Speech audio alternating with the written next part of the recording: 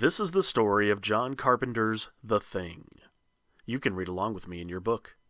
You will know it is time to turn the page when you hear the chimes ring like this. Let's begin now.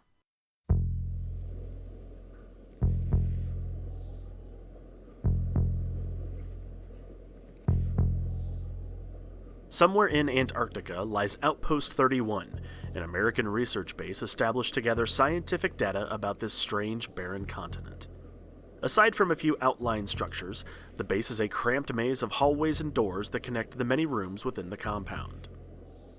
Research has ended for the season, and the 12 men stationed here have hunkered down just before the harsh Arctic winter sets in.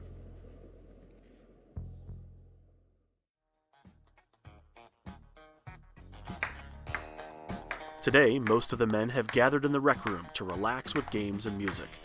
However, helicopter pilot R.J. McCready has secluded himself in his cabin outside.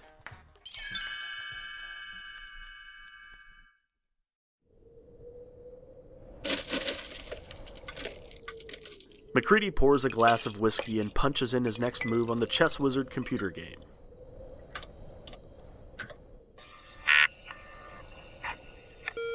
Your move, king to rook 1. My move, rook to knight 6. Checkmate. Checkmate. Cheating bitch. Have a drink on me.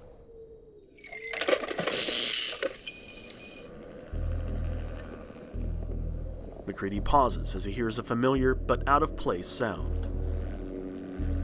What the hell is that? McCready steps out into the freezing Arctic, and the other men soon join him as a helicopter with Norwegian markings buzzes overhead. Just then, a dog comes running over the icy plain and heads straight for the outpost.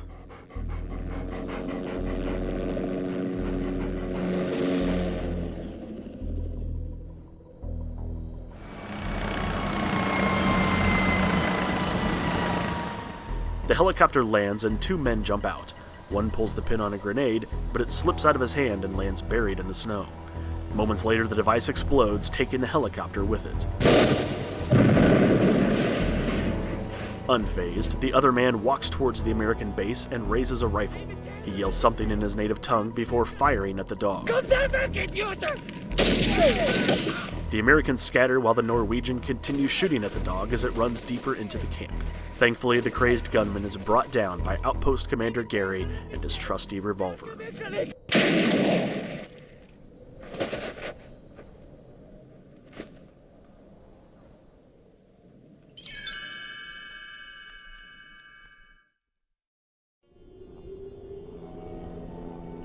McCready and base physician Copper take a helicopter to the Norwegian camp to look for answers. Instead, all they find are more questions. Much of the abandoned base has been gutted by fire, and the few rooms left are in disarray.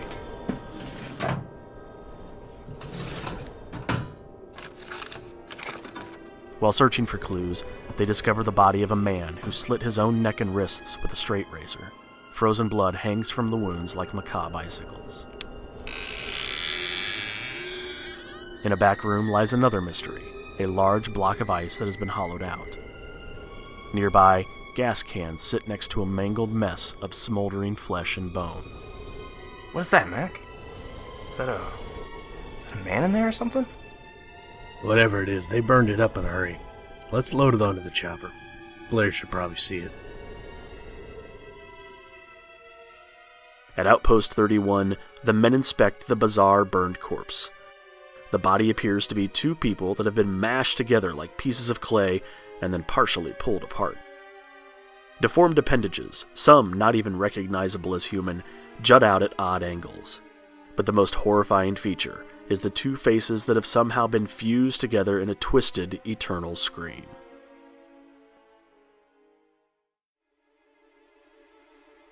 Meanwhile, Clark, the dog handler, introduces the new dog to the camp's sled dog pack. After Clark leaves the pen, the animal begins panting, and its entire body starts to shake uncontrollably.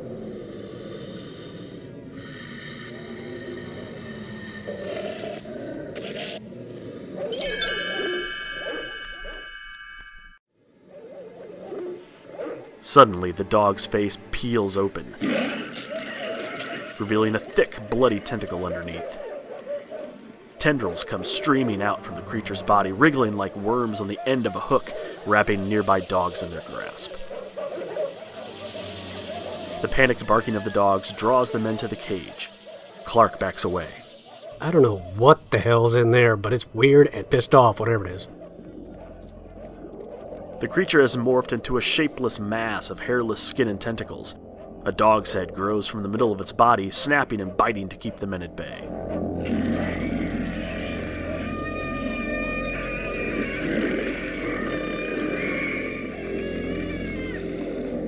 Two oozing claws sprout from the creature's back and break through the roof, pulling itself up to the rafters. Before it can make its escape, though, Childs the mechanic blasts it with a flamethrower.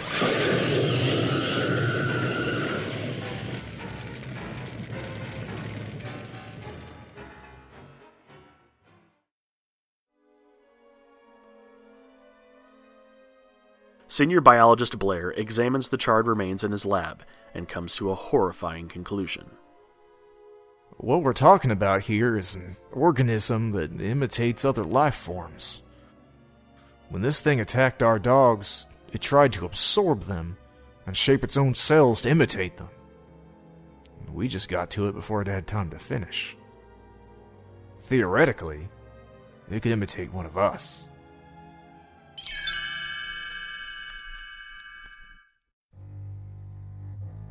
Later, the men watch a videotape recovered from the Norwegian camp that appears to be footage of an archaeological dig out on the ice. MacReady and a small team fly to the dig site and find an enormous crater.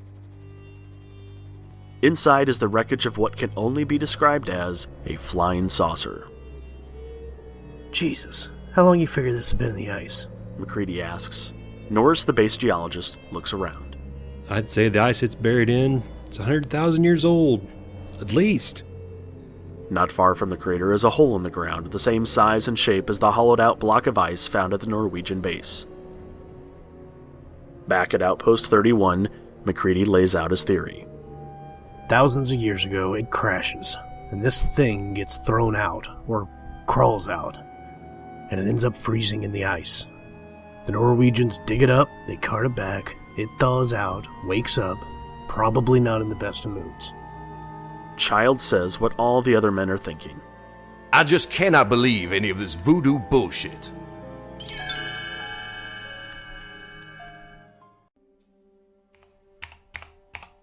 Back in his lab, Blair runs a computer simulation showing the alien's assimilation process on a cellular level. It only takes a few seconds for an intruder cell to make a perfect imitation of a host cell. Let's see. Using this data, the probability that one of our team members is infected is 75%. But if the data is extrapolated,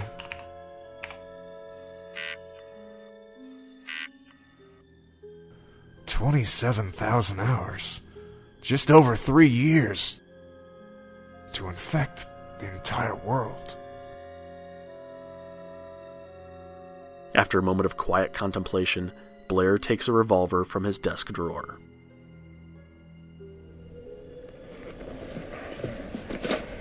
Windows, the radio operator, and Bennings, the meteorologist, move the twisted alien bodies into the storage room.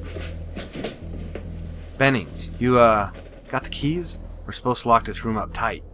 Get them from Gary. I want to get some stuff out of here.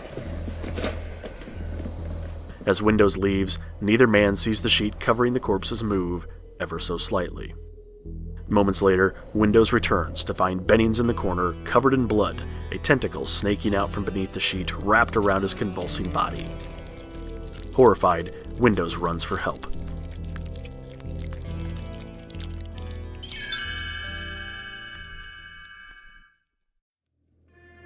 The creature, taking Bennings' form, flees through a window. MacReady sounds the alarm and they follow it outside. Weakened from its transformation, the thing falls to its knees and the men surround it. It isn't Bennings, Yells MacReady. Slowly, the creature lifts its head, revealing misshapen claws instead of human hands. Then the thing turns to MacCready and opens its mouth, releasing an otherworldly howl.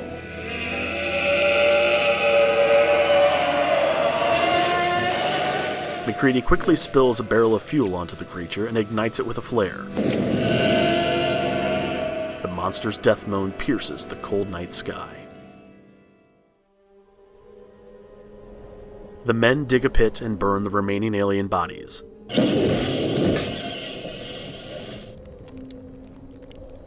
As they watch the flames consume the creatures, Childs asks the obvious question. If that wasn't Bennings, how do we know who is human? MacCready replies, Now, this thing doesn't want to show itself. It wants to hide inside an imitation. If it takes us over, then it has no more enemies. Nobody left to kill it. And then it's won. There's a storm hitting us in 6 hours. And we're going to find out who's who. MacCready looks around. Hey, where's Blair?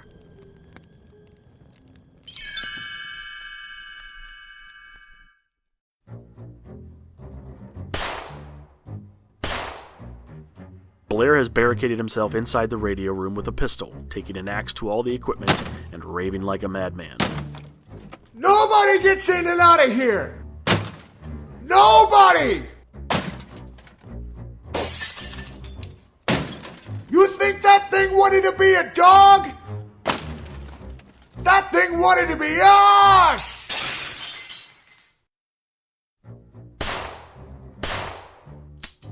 When his ammo runs out, the men rush Blair and isolate him by locking him in the tool shed outside.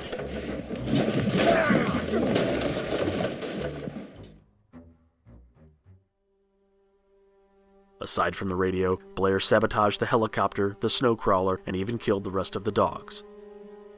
Outpost 31 is now completely cut off from the world. While the storm whirls outside, the lights go out in part of the complex. In the darkness, Assistant Biologist Fuchs disappears. MacCready pairs the men into search parties, and they head out into the night. Later, Knowles, the station cook, returns alone. Mac and I were up checking around his cabin. I found this. Look! Knowles pulls a shredded shirt from his coat. R.J. MacCready is stenciled on the inside. I made sure I got ahead of him and left him out there in the storm. He's one of them.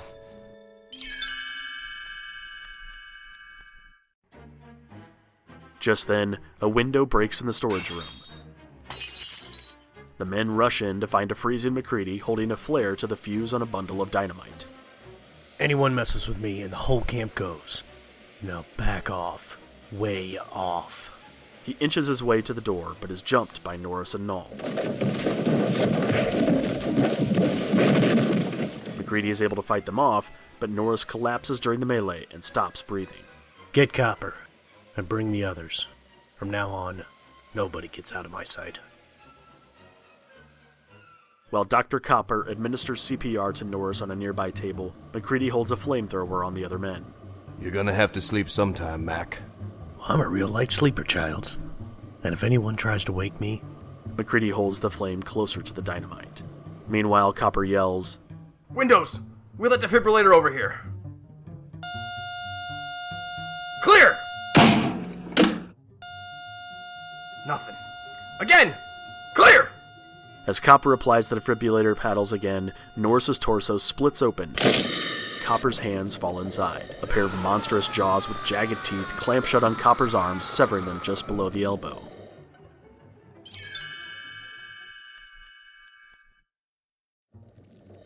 Wriggling tentacles in a creature with a distorted human face explode from Norris's chest. The thing howls as it dangles like a twisted spider from the rafters. MacCready steps forward and torches the creature with his flamethrower.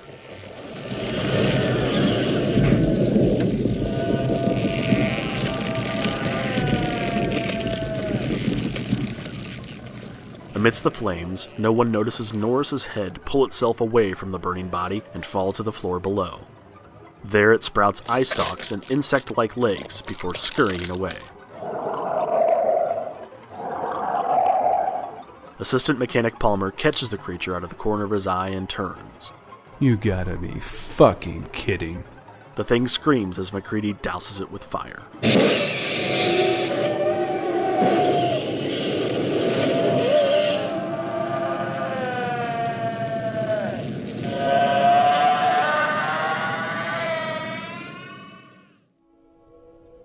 Back in the rec room, MacCready reveals his plan to see who's human. Watching Norse gave me the idea. Every piece of him was an individual animal with a built-in desire to protect its own life. Now when a man bleeds, it's just tissue. But blood from one of you things will crawl away. It'll try to survive when it's attacked. Each man slices his thumb with a scalpel, spilling blood into separate petri dishes. MacCready then touches the samples with a bare wire that's been heated under the flamethrower. One by one, the red-hot wire sizzles in the men's uninfected blood.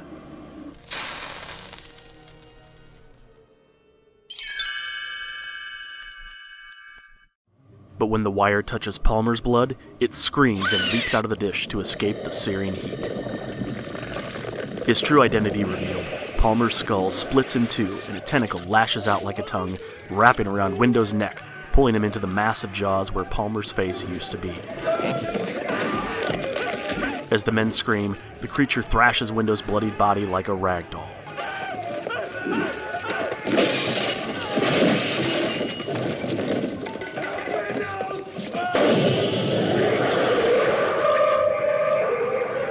MacCready hits the thing with the flamethrower, but the enraged, fiery figure only breaks through the wall and stumbles outside.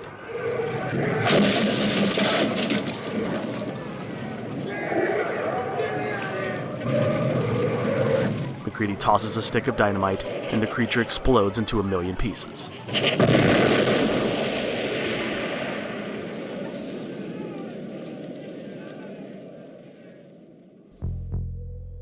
Later, Childs looks out the window into the Arctic night. Sadly, MacCready interrupts his brief moment of serenity. Childs, we're going out to give Blair the test.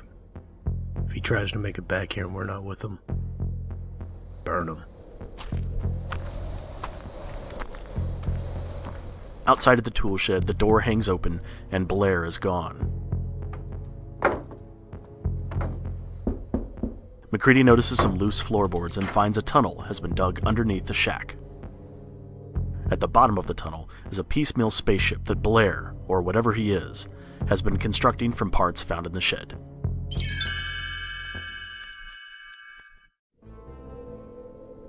Suddenly, the power goes out across the camp. The alien's plan now becomes clear to MacCready. It got back inside and blew the generator. In 6 hours, it'll be 100 below in here. It wants to freeze now. It's got no way out. Just wants to sleep in the cold until the rescue team finds it. And whether we make it out or not, we can't let that thing freeze again. Maybe we'll just warm things up a little around here. We're not getting out of here alive, bud. Neither is that thing. The men throw dynamite down the tunnel to destroy the spaceship and then return to base. Childs has disappeared.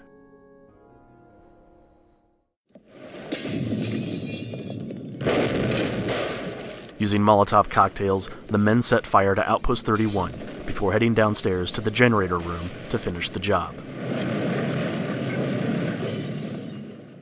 In the tunnels below the base, Knowles and Gary are quietly dispatched by the monster, leaving only MacCready alive to detonate the dynamite charges. But before he can complete his mission, the creature bursts out of the ground. A horrific combination of man, dog, and beast that towers over MacCready.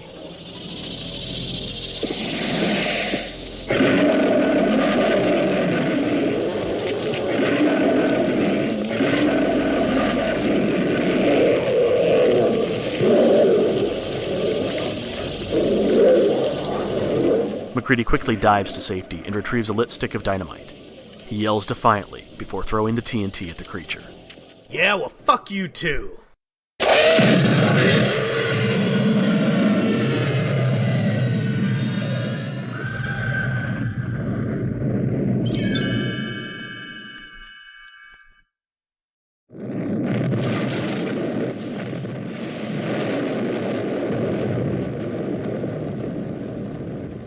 Explosions rock the Arctic landscape.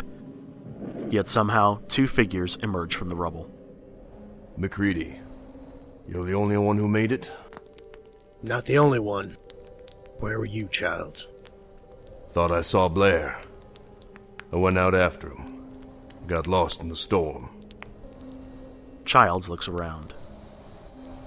Fire's got the temperature up all over the camp. Won't last long, though. Neither will we. How we make it? Maybe we shouldn't. Well, what'll we do? Why don't we just wait here for a while, see what happens? The men warily share a bottle of whiskey as Outpost 31 burns down around them.